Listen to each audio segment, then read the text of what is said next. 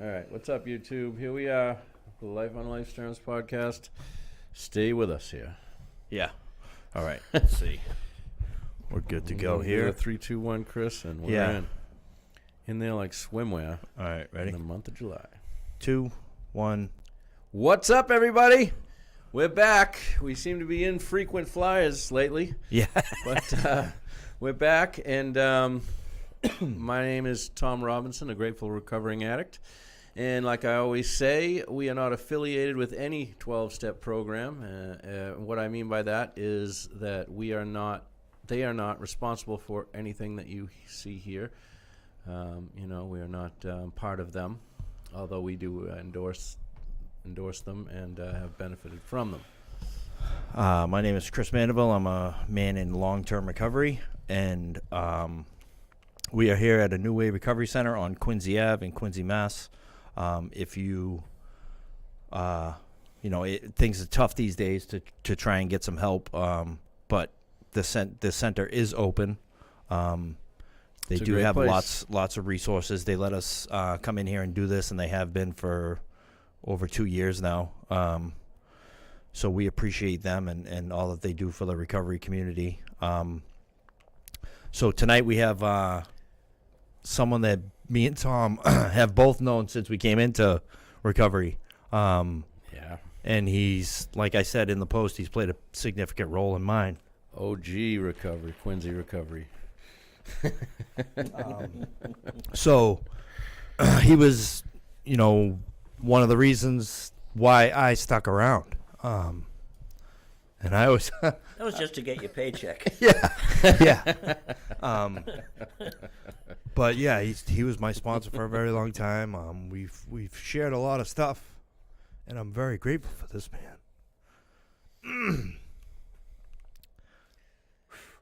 Let's get that out of the way. Yeah. Now you're gonna get me going. Yeah.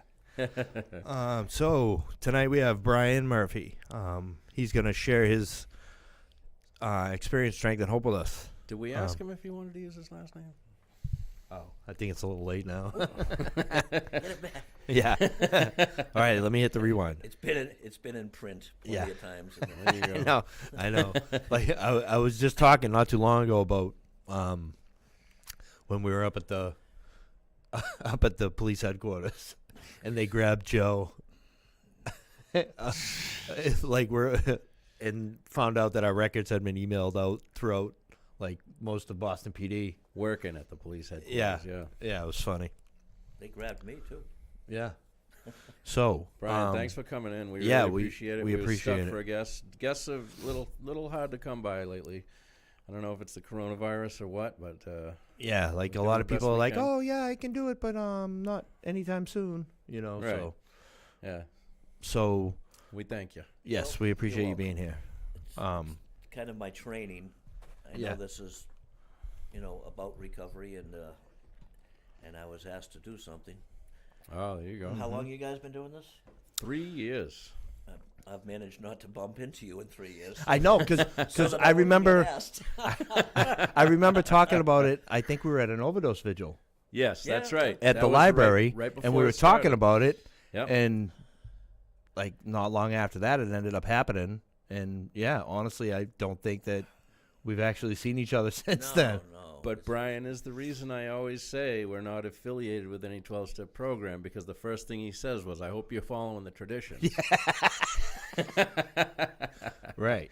It's funny. I called Central Service today. Did you? Yeah, and yesterday because I didn't like yesterday's answer. Oh, okay. If you keep keep calling people Yeah. and talking to enough people, you eventually might get the answer you were looking for. That's like what, sponsor shopping? Yeah. No, I got a decent answer yesterday, but I wanted to talk to Judy, who runs Central Service, and Like the press, radio, and film. yeah, stuff, because yeah. I'm kind of a stickler for the traditions. I believe that the traditions are the only reason we're here. Mm-hmm. Exactly. We would have destroyed it a long time ago. There's That's an old right. saying that says the 12 steps were designed to save the alcoholic from himself, and the 12 traditions were designed to save Alcoholics Anonymous from the alcoholic. Yes. Right. Yes. Yep. And And, that's, That's important, and that's why we're just giving our opinions around here. We're Yeah, not we- representing anybody. Right. And no one is responsible for what we say here. These are our opinions. That's it. You know, we're not trying to tell anyone that they can't do anything or that they have to do something. You know. Nope. All right. So Experience, it's funny. strength, and Let, health. let Oh. me just one thing.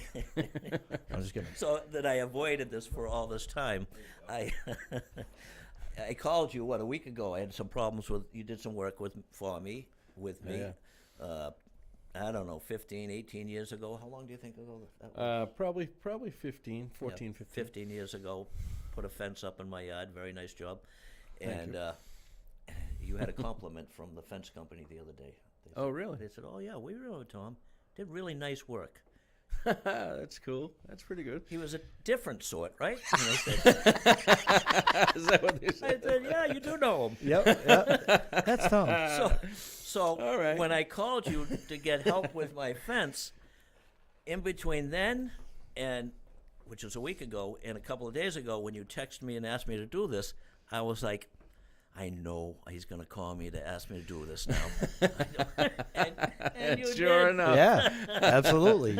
So God works in mysterious You've, ways. I think you've been around enough addicts and alcoholics to know how we operate. Yeah. You know. Yeah, yeah. I had even said it to Sue, my significant other. I said, I wonder if I opened up a Pandora's box there. Not that this is a bad thing, but it's different, you know. I mean, I don't have any problem going to the podium. And this is a guy who, you know, I was in college, junior college, and I had a speech class, and, you know, fears, doubts, and insecurities. The exam, the final exam at the end of I was telling her this today, too, that the final exam was to give a speech, get up and I ran. In front of the class. I ran. I didn't, Yeah. you know, so I failed the class because of my insecurities about getting up in front of a, you know, and most of that too was I was never prepared to get up and do anything. Yeah, either, right, you know? right. If you're prepared, it's a little different. You can kind of sweat your way through it. But Yeah, Jerry Seinfeld has a bit that's like, you know, the number one fear, the number two fear of Americans is death. Number one is public speaking. So basically, that means that most people are would rather be in the casket than given the eulogy. Yeah. Right.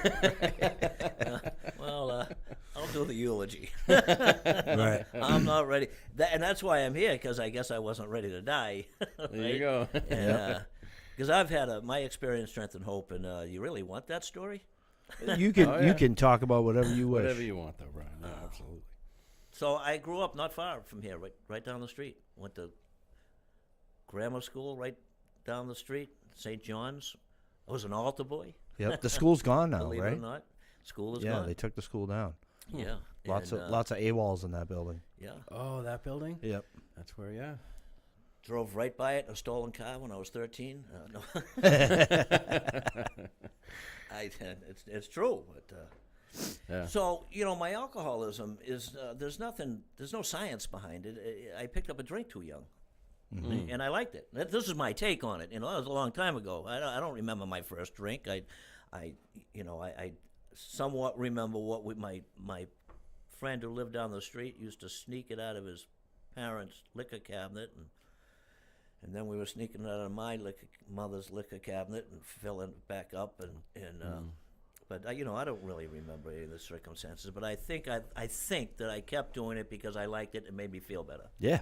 You know, I believe that I've heard my personality described from people when they tell their stories, you know, about being fearful, doubtful, and insecure. And I think that when I discovered that, you know, elixir, life smoothed out a little bit. It got easier to walk from this side of the room to that side of the room and talk to somebody. And, you know, and as a result, I started to look for the next opportunity. So, you know, everything in between started to lose its importance, or maybe never got to be important. You know, when you start to live your life from weekend to weekend at 13, 14 years old, Yeah. you know, and the weekend's not over yet, and you're saying to your buddies, what are we doing next weekend? You know, well, you know, maybe some brighter kid might have said, well, what are you going to do the rest of the week? Exactly. Exactly. Yeah. You know? So life is about the weekend. and you know, like Living for the weekend. from yeah. from Sunday to Friday, like you don't even think about it. It's a blur. It's like, you know. Yeah, and I know some of my friends that didn't end up where I did were able to juggle all of that and still study and still progress and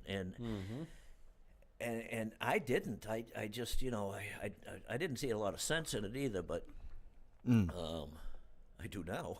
Yeah, right. Yeah, there are those people that did the exact same things I did, but they were able to function and They never got in car chases with the police. Right, and when it was time to stop, they could stop. Yeah. You know, they could, okay, that's enough for me. I got to go home. Right. And then as they grow older, they make the right decisions. They do the things they're supposed to do, or what, their life is their life happens the way it's supposed to. But then there's us. Yeah, I know I was the kid down the railroad tracks with a bunch of us drinking, and somebody eventually says, I gotta go. It's getting late. I'm 14. Yeah, my parents are gonna be pissed. And I'm pretty sure I was the kid saying, "Oh, come on, a little longer, a little longer." Right. And of course, I couldn't go home to my family and announce. When they said, "What'd you do last night, Bri?" I couldn't say the library. But and I also couldn't say I was out drinking. Right. Yeah, that's what I always say too. It instantly makes you a liar when you're a kid drinking, because you can't tell your parents. Absolutely. So you got to lie. Absolutely. Sometimes when I give a talk in a different environment, I which I never do, but if I could sum up my whole life prior to recovery, it was guilty. Yeah. Right. I was guilty. And with creditors, with employers, with my mother, with the courts. I was always guilty with the courts. Public defender's dream. Oh, Guilty. absolutely. Guilty. Well, that was easy. Go see probation. Go see probation. Just once I would have liked to have, not guilty, Your Honor. Yeah, right. But you have to give them some information to go along with that. And everything that was in front of them was always, you're guilty. Yeah, So right. just plead out. Yeah. I don't know if I've ever taken it to the hoop with a not guilty. I just said, yeah, guilty. Thanks. Can we work a deal? Yeah. Guilty. When I got sober this last time, I was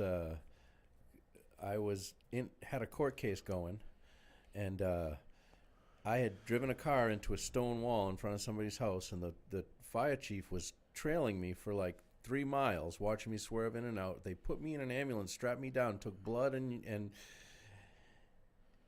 2 years later, I'm coming there from Turnabout, and magically they couldn't find any of the results. Nobody testified, and case dismissed. Yeah. Magically. That's pretty cool. I hit a stone wall. This is God has a sense of humor. So that stolen car, 13 years old. I can't believe I'm saying this. Whoever may be watching this, but it's true. So hey, I am who I am. Yeah. Right. And we had taken the car the night before and left it up in Faxon Park, right up here. Mm-hmm. Now I was walking by Faxon Park on my way to buy a pair of pants or a shirt because it was like a dance that night. It's the afternoon. And I'm walking by and I said, hey, I might as well drive. I never got convicted. I never got convicted of having too much brains, but Yeah. So I get in the car and it was in the woods, and I drive it out, and there was a police car sitting right there. Now, picture me at 13. I look like Opie Taylor from Andy and Mayberry, if you've ever seen that show. And so I'm committed now, so I have to drive right by them. Yeah. Beep. Excuse me. And I wasn't 10 yards out of the stone wall up there when they came after me and turned the lights on, and I had no intentions of I was just scared, just like a caged animal. Yeah, I just ran. So the whole point of this, God has a sense of humor. So down through Quincy Square, couple of police cars up on the sidewalk, around the corner, down by the courthouse, and up Elm Street. And I was so scared, I turned the corner and went right into the driveway. I own that house now. Really? Yeah. Oh, yeah. No kidding. Yeah, right around the corner from the Taylor. Oh, it's fantastic. Yeah. I came around that corner. I was so scared I forgot to turn the wheel back to keep going up the street. I went right into the driveway, and then I get out and ran. But Did it you was- get away? No. No. How? But I own the house now. Imagine that. But imagine that. Imagine that, though. That's That's a cool. trip. Yeah. Like, It I is. I got arrested here at 13 years old, and now No, And, you and- don't. and I only realized that 5 or 6 years ago. I went, oh my God. ima- Wild. I mean, it is. Great. It's- it's not a memory I cherish, anyways. Right. God has a sense of humor. God loves irony. Oh, absolutely. You know, Yeah. irony is such a real, Absolutely. so real. I joke that, if there is a pearly gate and if I ever get there, I'm like, did you really think that was funny? I know. I mean, come on, man. Right. Are you really gonna have to read off everything? So, I guess I had a lot of fun. I know I did, and I enjoyed my teenage years, and I had no clue what type of price I was paying. I had no idea what type of price I was paying. I paid an enormous price for it. It took me years in a different venue to get up and say, because a lot of people will stand up and they give their talk and say, I had a lot of fun drinking and drugging. Yeah. It took me years to say that I had a lot of fun because I was older, and I realized what a price I paid. Yeah. What a price I paid. The first thing that came to mind wasn't that I had a lot of fun. It was like, holy shit. Yeah, I was the same way. Enormous price. Yeah.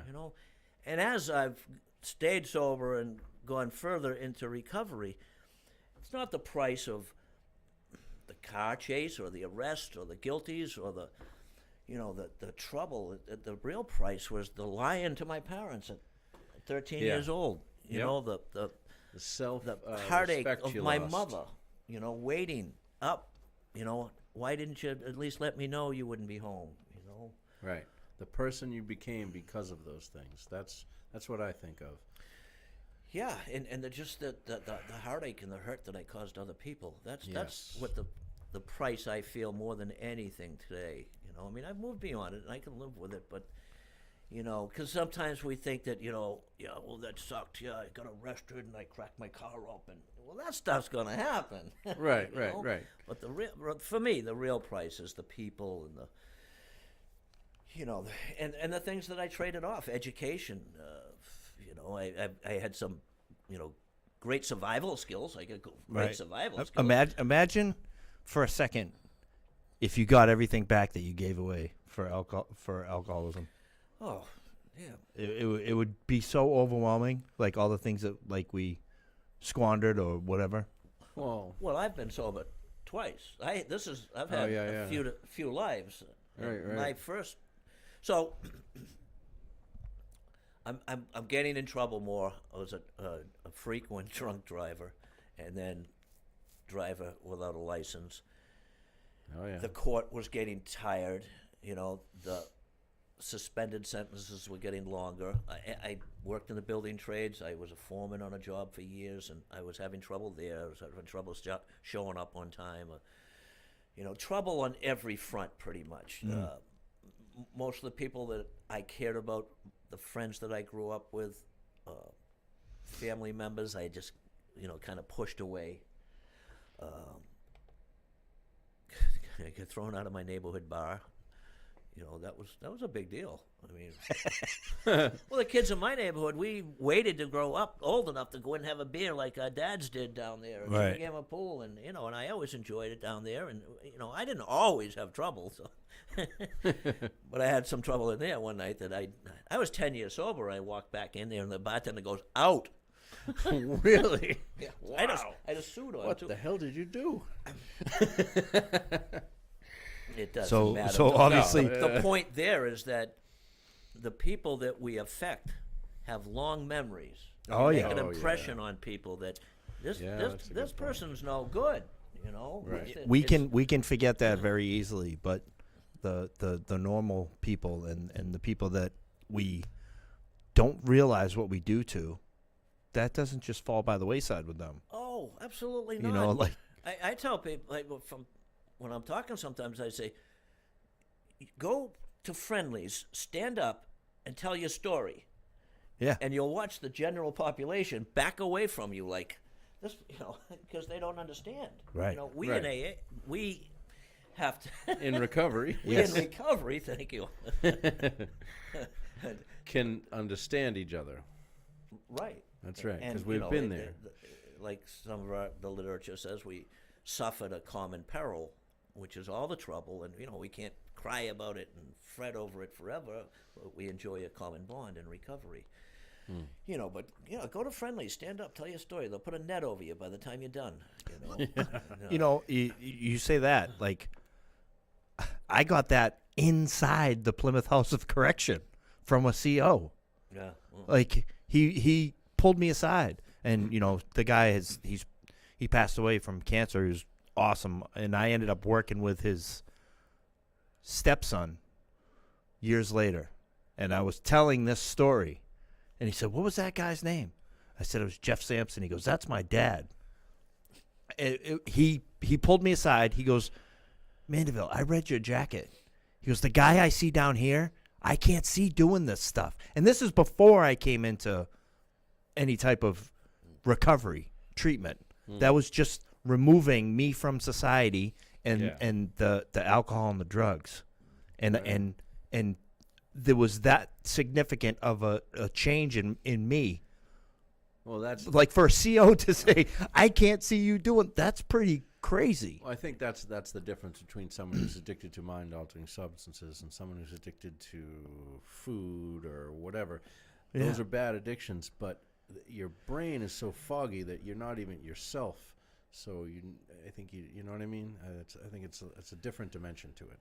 Yeah, well, but even take the if me to take the alcohol and drugs out of me, I'm not a bad person, but I'm still ill-equipped to deal with life on Yes. life's terms. Yes. I'm still Right. going to get some. You know, if I'm backed into a corner, I'm going to lie to get out of the corner. yeah, or it's Yeah, going to get to a point where I'm going to kick you to get out of the corner. yeah, or you don't want to feel the way you're feeling. Doesn't mean I learned how to live right because you take this stuff out of my system. Right. And not that I was a bad guy, but there was a lot of mixed motives, and I picked up a drink awfully young. Any type of emotional growth or coping skills, they weren't happening. Survival skills, Yeah. fine. Yep. You know, they were pretty honed, but you know, so I'm 20, 21 years old. My father died when I was 21. Things got a little worse after that because I always tried to, you know, keep my troubles from them. And, you know, at 20 years old, I was working in Texas. I was working in the oil fields. I was a union carpenter. And, Oh, wow. I think it's the only place I ever was at that I didn't get arrested. Which was kind of crazy, but so, you know, things just started getting a little progressively worse. I mean, I would get more trouble with the courts, and the leash was getting shorter, which it does. You know, a judge doesn't want to put somebody in jail. They want to give them as much chance to rehabilitate, to look at their life, to make some changes. I mean, you know that first you get probation. You just get probation, you know, and then if something else happens, you get probation with a suspended sentence, and then again you get probation with a longer suspended sentence. Or you get unsupervised, then you get supervised. Yeah. So you know, There's progression. keeps There's getting levels worse. to it. There's levels to it. Yeah. So I was 25 when they first sent me to a recovery program, and I walked into a room. It was right over at the courthouse, and I thought, I listened, and I thought it was a great place for people like you. I was just passing through. Yep. Right? I mean, I was 25. I was just a victim of circumstances. I actually went up to the person that was facilitating the meeting. I said, "You guys are so lucky you got a place to go." And that's arrogance, right? The arrogance of the Yeah. alcoholic, Arrogance of the absolutely. alcoholic, and we don't know what we don't Yep. know, right? We don't Right. know what we don't know. Nope. It was that probation officer too that that I had back then. I remember I was guilty. Go see probation. And I had this woman probation officer, and they come out after you come out of the courtroom, and she looked at me and she says, "I don't like you." Like, man. Bad sign. Yeah, well, and I knew she didn't until I knew she wasn't just kidding. She wasn't just trying to be tough. Or something. Right, no. Yeah. She didn't like I me. felt that she one. looked at my record. Yeah, I felt it. Exactly, I felt it. Right. So I said, "Is there anything we can do about this?" And she says, "Nothing I'd like more than not to have to deal with you." And I was like, "Wow." To myself, I'm like, I went to Archbishop Williams. I wasn't. I knew bad kids, and I didn't think I was one. But drunk driving, I have a whole different view of drunk driving now. And I was a repeat drunk driver. I had some drug arrests, and I understand what she was looking at. She was looking at my record. And, Right. So she went. And she said she left. She came back with a guy probably my age, looking over his glasses, and he looks at me and says, "I'm going to see that you go to jail." I'm like, "Oh, man. bad day." Yeah. Yeah. Lady, can we start over? So my point to this is I was like 25. 2 years later, I was in more trouble, and boy, I had nobody left in my life. I was having trouble on the job, and This was in Texas or up no, here? this was here. All right. This was here, and this guy that didn't like me, he looked at me. He said, "Brian," he says, they're gonna lock you up this time. They're gonna put you away for a couple of years." And very compassionately, he looked at me and said, he said, "I don't know whether you belong there or not." He said, "But that's where you're going." And he suggested the SHARP program in Medford, and I'm like, "Is it overnight?" Yeah. I had never even been to summer camp, never mind. Yeah. And, rehab. I'd never been to detox. I went to that one meeting they sent me to, and I didn't think I belonged there. It was good for you guys. And I really didn't know the language, didn't know any of this language either. I knew that he was telling me the truth, that he had some compassion, and he actually liked me. He got to know me a little. And so I agreed to go there, and it was based in 12-step recovery, and life as I know it today began then. It was April of 1980. Didn't have a person in my life to, you know how they like to take you right from a courtroom to a program. Yeah. They actually let me go home. My probation officer he brought the person in to interview me. They accepted me, and I asked if I could go home for the weekend. I wasn't a daily drinker. I didn't have a habit, but my mother was getting old. It was Easter weekend, and they said fine. And I wanted to just prepare her because she never saw any of my trouble. I tried to shield my immediate family from as much of it as I could, and I realized I didn't have anybody left in my life to even call for a ride there. I was supposed to show up there in Medfield. Oh, Medfield, yeah. Medfield. It was across from the state hospital. We used to go over there and play ball while we were there. And people would be on the state hospital cheering for us out the windows. Out the bars. Yay! Home run! And unfortunately, they don't even have those hospitals anymore for people who need it. Yeah, right. And like a lot of things that people need. So anyway,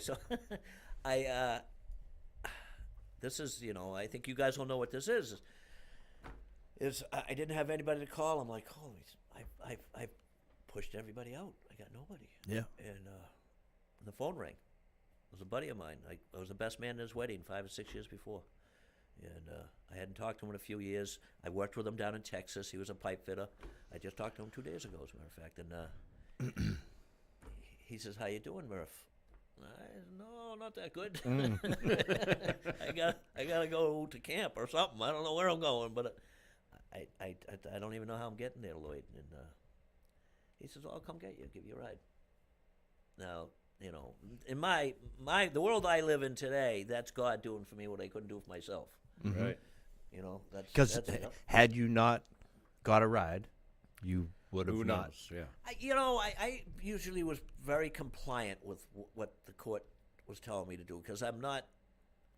I can run from my feelings. So there's certain things I don't want to run from because you have to keep running, and so yeah, whether I would have or whether I wouldn't, I don't know. I don't know, but I know the way I took it is good for me. You know? Exactly. I hadn't talked to this kid in 3, 4, 5 years. And he calls you up out of the blue Out when of you're the trying blue. to get to him. That's amazing. Out of the blue, when I had to be there the next day. I think they call that a God shot. I think so. Yeah. It was for me. Yeah. I'm sure I didn't recognize that at the time either. No. No. You know? Yeah. And it's great that we're out of, the year 2020 because now you can really, hindsight is 2020 really has meaning now. Yeah, exactly. Right. Yeah.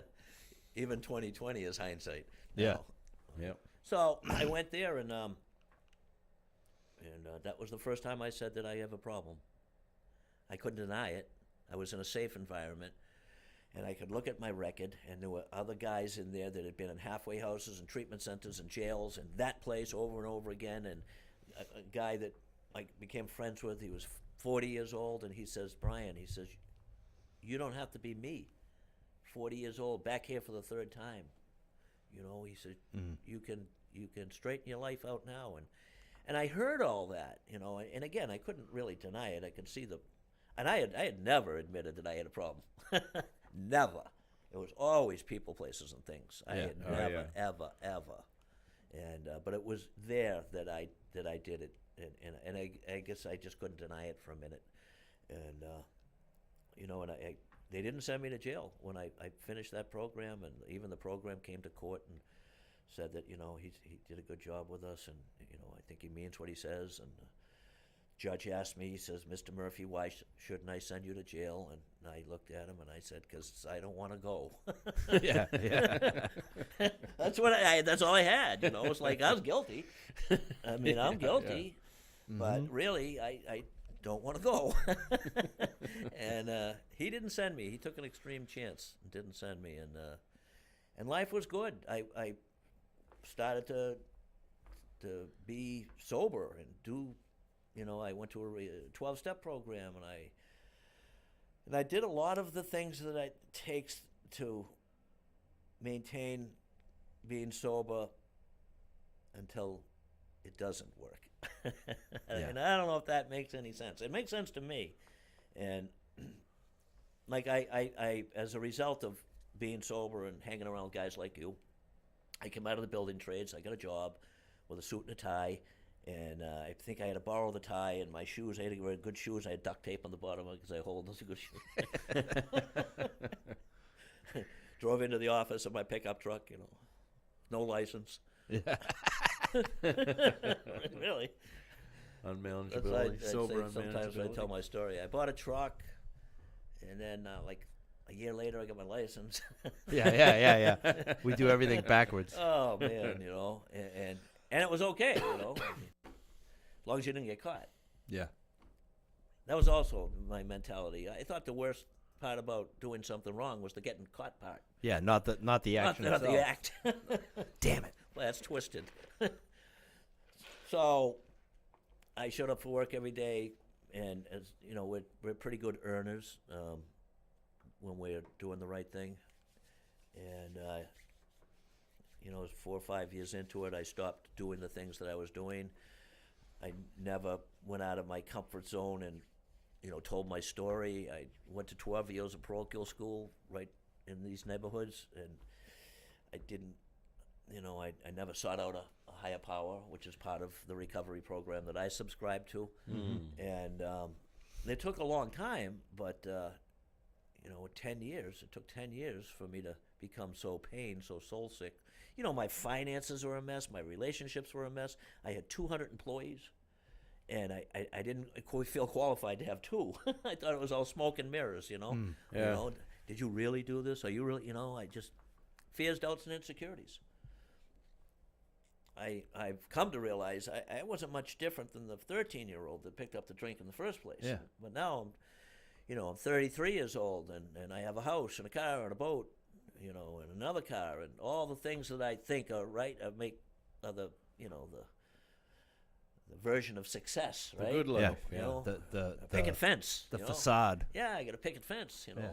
So it's basically the college speaking class all over again. Yeah, pretty much. It's just loaded with fears, and I believe that this compulsive personality can be put to sleep a lot of ways. Something shiny. Yeah. New car, yeah. New relationship. We've watched that. I've done it. Yeah. Yeah, and I, so the recovery program that I subscribe to, and I go to a men's meeting that we talk about these things, and we talk about permanent contented sobriety. Permanent contented sobriety. And how does an alcoholic and an addict stay sober? They need to change. Change. Some people can get scared straight. I mean, I was never going to drink again. I had a number of drunk drive-ins prior to that first getting sober in 1980. And in my mind, I was never going to drink again. I didn't pine for a drink. I wasn't walking around going, I can't drink. This sucks, Huh. Yeah. But Literature says there'll come a day when no power on earth will keep you away from a drink. yeah, but I was sober. And for me, Stark raving. no, I was just sober. I wasn't in recovery. I had not recovered. I wasn't in recovery, and sober doesn't hold up. No, It does. I'm sure it does. I'm sure there's a there's sure there's a tons certain of people out there. there's a that are certain class of sober. people that will work for. Right. Yeah, but then yeah, there's- and then they're driving down the street like that. Yeah. And, Oh, yeah. There's stark raving sober. They're just Right. irritable, restless, and discontent sober. Yep. And I believe recovery is about growth.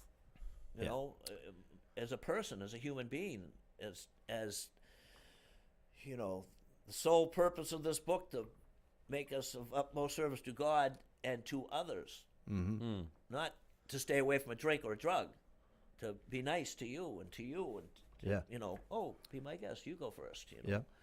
And Continue and, on a spiritual. the world doesn't evolve around. Although I'm not much, but I'm quite often all I think about. Yes, absolutely. Yeah. My friend Mike says it's a constant job to keep me off of me. To try to be selfless instead of. Yeah. Mikey Right. chimed in here, said it's good to see us three together. That's And cool. Billy McNeil says the 9mm is now in the Smithsonian. These are guys that we've been around since we came in here. Good. Yeah. So, all right, because I don't want to. There's half my life. Yeah. All right. So I'm working. I'm feeling good about because I think I'm doing the stuff that I'm supposed to be doing. I'm buying stuff. I have a good job, and I The outside looks great. yeah. And I didn't really know. So you don't know what you don't know either. You don't know that there's something wrong if you've always been that way. Right. Right. I talked about it with some guys last night. This process, this recovery process, can restore you to your birthright, which is okay. You're okay. You're okay right now. You're okay. But if I don't pay my bills, if I buy sneakers instead of the phone, pay the phone. If I spend all the money that's supposed to go to rent before rent is due, those are all things that there's some literature that says we have to stop contributing to our problems. You keep layering bad behavior on bad behavior. I mean, there was a guy that I know that couldn't stay. He couldn't stay. He had a terrible gambling problem. And this guy was sober 20 years at one time. Terrible gambling problem. And we would work. We'd do a city job. He'd make $10,000 in 2 months. And a couple of days before we were done, he was borrowing money for cigarettes. And it all went to scratch tickets. Wow. He'd buy his kids that he was estranged from some stuff, and then a week later he'd be high. And I said to him once, I said, it's got to feel terrible. You have to feel terrible about just doing that for yourself being able to buy stuff for your family, and then all of a sudden I can't buy cigarettes again, Yeah. again and again. You know, we don't live. I don't live well with bad feelings. You Right. know, I eventually, I think, would try to anesthetize them. Yeah. know? We don't like feelings. So I'm haven't been involved the way I was involved for the first 5 years. It's 1985, 86. I'm not doing anything of what I was doing, and I wasn't doing a lot of what I know today it takes to stay sober. I picked up other substances before I picked up a drink, an opiate habit, lost the big job that I was in, picked up another job with the same industry. They sent me to California. I was working there with an opiate habit. I had a contract that said I couldn't work within 500 miles of Boston from the previous company I worked from. And they had to pay me, but the new company just parked me in California until my covenant ran out and I was going to come back here. Now, the whole time I know I'm going down. I've got an opiate habit that nobody knows anything about. This is Brian. He's a sober guy. Yeah. Yeah. I'm working for a New York Stock Exchange company and nodding out in a rest area up on 128 or something. And nobody knows it. So I'm spiraling down, and that's a terrible feeling when you're spiraling down, and especially after you've been sober and. You know, you've taken your mother to a Red Sox game. You've taken your mother to a Patriots game. Your mother is proud of you, you know. And this is my son, you know. So I picked up a drink. All that stuff went. I lost the house. I lost the car. I lost the boat. In my 40s, I picked up a drink at, I don't know, 39 years old or something like that. Without getting into all the crazy details, I spent 2 years in the House of Correction in my 40s, in my early 40s, 6 months at a time. Yeah. In the 6-year relapse, I could never make the connection to go back into recovery. I always thought I needed to straighten things out. It's people, places, and things again. Right. If I can do that, The job Exactly. back, the people back, the car back. So, the woman and I that I was living with, Jan, she might be listening. Jan and I we were in a terrible situation. I mean, a lot of cocaine,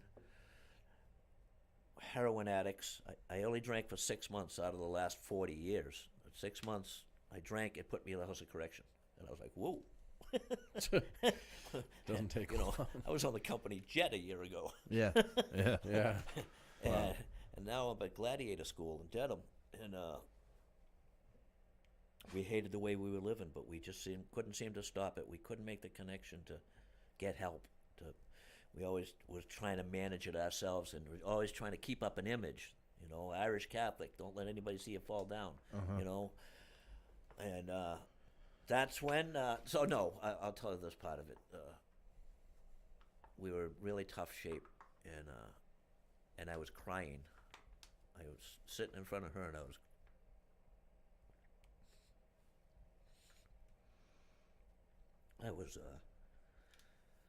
Sobbing, crying, like,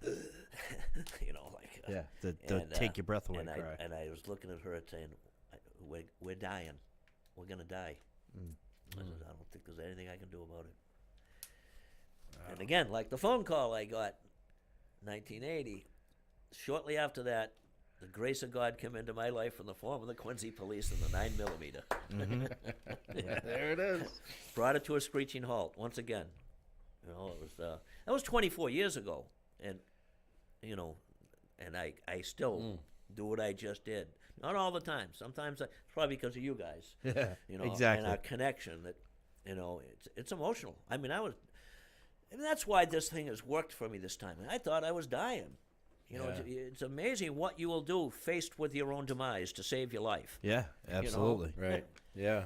And I saw the program of recovery that I'm involved in, didn't know it at the time, as the lifesaver.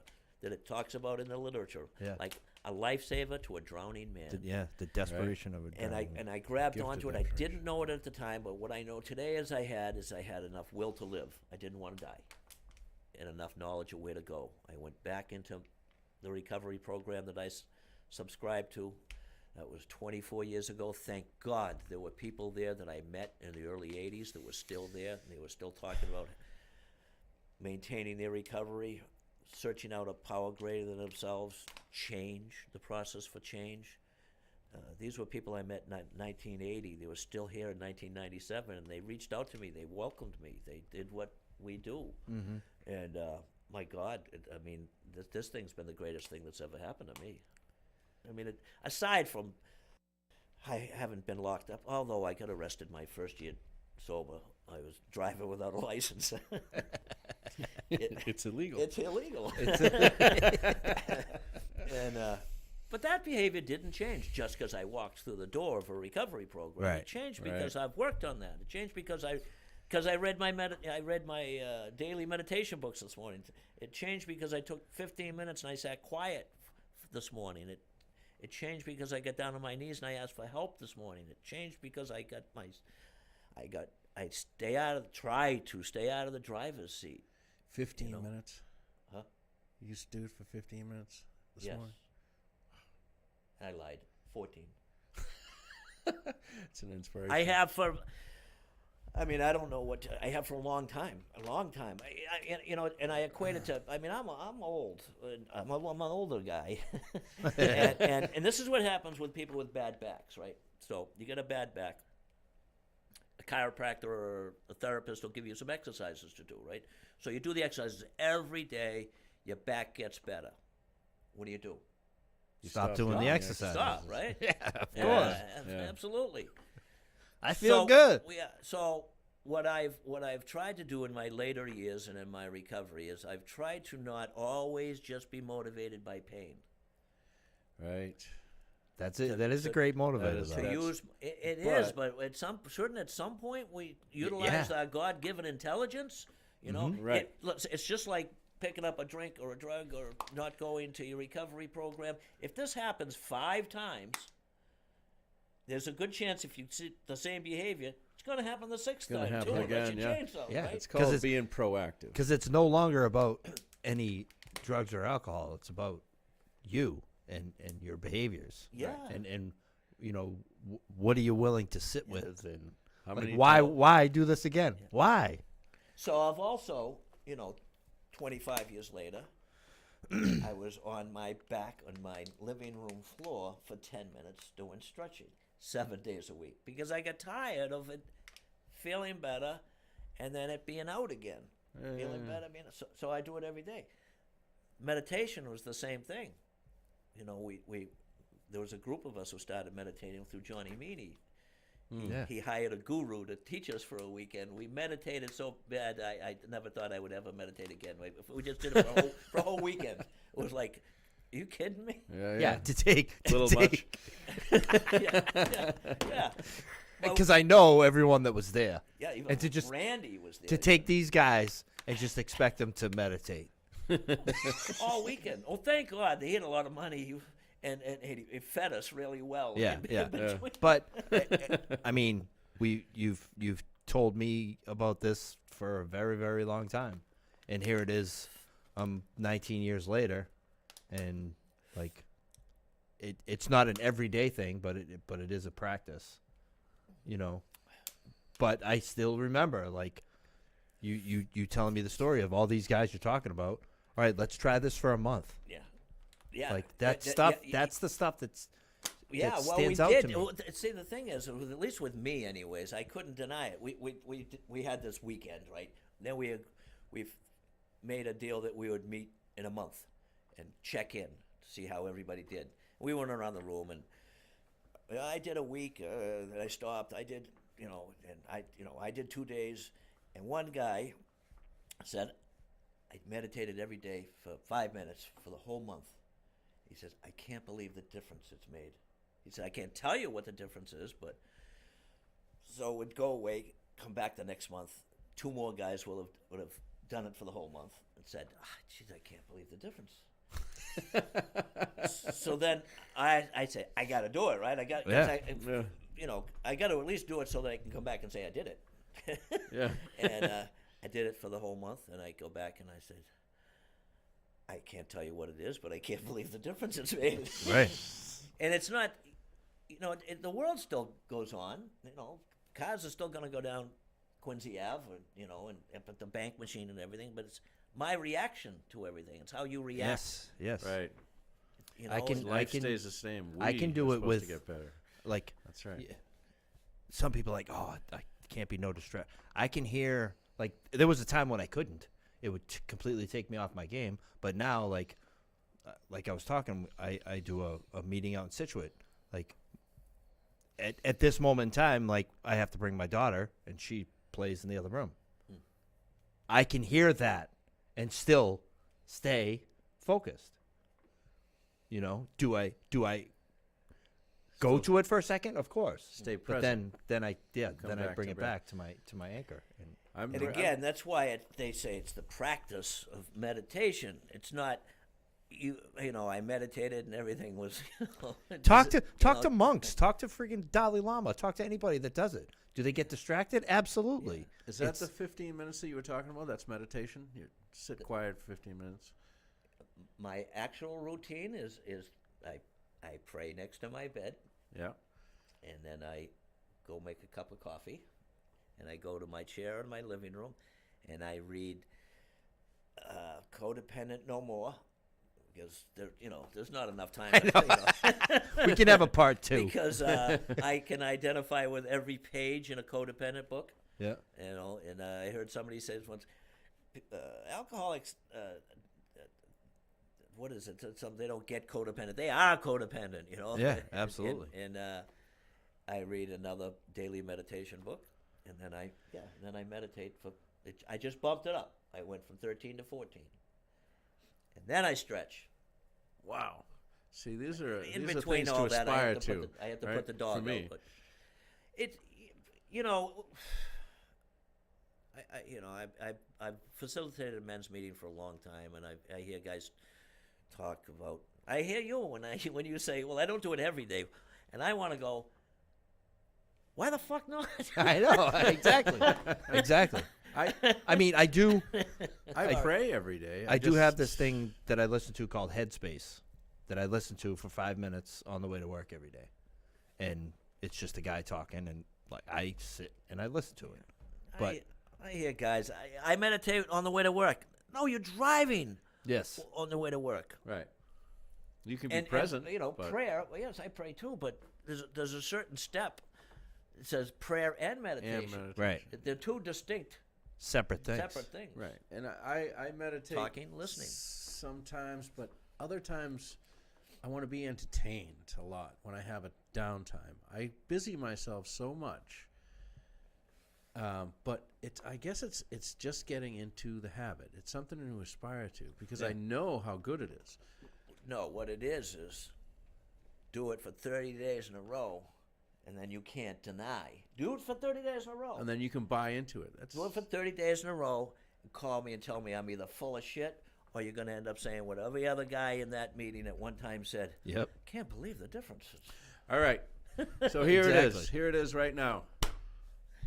I'm going to do it for 30 days in a row. I'm going to meditate, but I'm not going to say 15 minutes. Dude, you could do 5. No. Start out with 5. 5 minutes, 30 days in a row. Everybody's my witness. If you'd like. So for about 10 years, I used a meditation That sheet. That sheet. I probably have one somewhere. I have the bowl from Nikki's. Oh, you do? Yeah, she sent it down to me. The singing bowl, Yeah. crystal bowl. Pretty cool. That's what I do afterwards. Woo.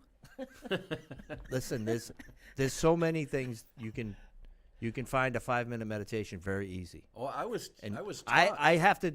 I spent $700 to learn how to meditate from Mikey G. Yeah. And while I was going through that was over a long period of time. And while he was counseling me and teaching me to meditate, it was really good. I was really in a good space. Well, look, But I when you totally come fell fix off. my fence, when you come in, when you come I'll and help fix you my fix your fence? fence, Brian. I have the fence. They made me one. Oh, really? You have it now? I do, in pieces, Oh, well, I'll fix it. and I'll give you this meditation meditation. It's called the healing power of yes, I think, and it takes about 3 minutes to read it. You read it to yourself. You sit in a quiet space. You read it, and then you put it down. You just sit there. Okay. All right, Very- I'll go yeah. with $495. See, it's cheaper than the $700. Oh, Look at the money you've saved. yes, right. you. All right. Well, I think we better. Yeah. We gotta pick all We this gotta, stuff we gotta, up. we gotta clean up and we gotta Yeah. get Pam out of here. Okay. Brian, thank you so much. Yes, This it was great to see you. It was and, a great podcast. and talk to you again. And yeah, I hope it. I hope lots of some people tuned interacted in. because I hope some people tuned in and benefited. yeah, they So- definitely did. There may have to be a part two because mostly I just told you about the mess I made of my life. I didn't tell you about the last 25 years. Right, exactly. We'd love to have you. Again. Yeah, we can Absolutely. definitely do a part two. Absolutely. So once again, lolterms.com. Please subscribe. You can find us on every podcast platform that you can think of. Right. If you go to the website, you can listen directly from there. All right. You know, if you'd like to come on and share your experience, strength, and hope, just shoot us a message. Always looking for guests, and if we can help you out with anything, any you know, anyone has anything that they need help with, or they don't know which direction to turn, because it is crazy. It's 2021 and people still don't know what to do if them or a loved one is struggling with substance use disorder. So if you need any guidance, just hit us up. You know, once again, thank you, Brian. Appreciate everything. thanks. Can I add just how proud I am of both of you two for what you do and what you've done, and Thank because you, Brian.